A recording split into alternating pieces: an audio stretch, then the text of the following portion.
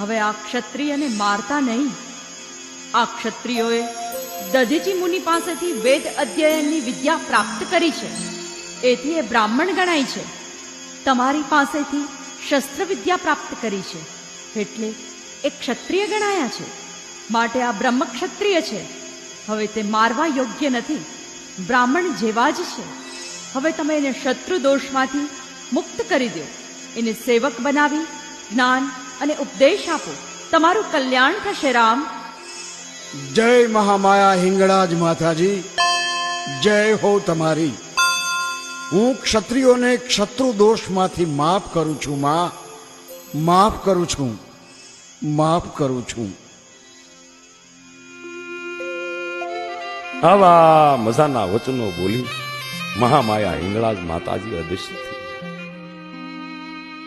ક્ષત્રિયોને પરશુરામના વહેરમાંથી શત્રુ દોષમાંથી મુક્ત કર્યા.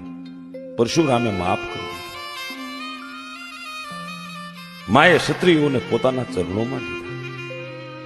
બસ એ પછી ક્ષત્રિયોની પાછી પ્રગતિ થઈ, એનો વંશ વારસો વધ્યો, માની કૃપા થઈ.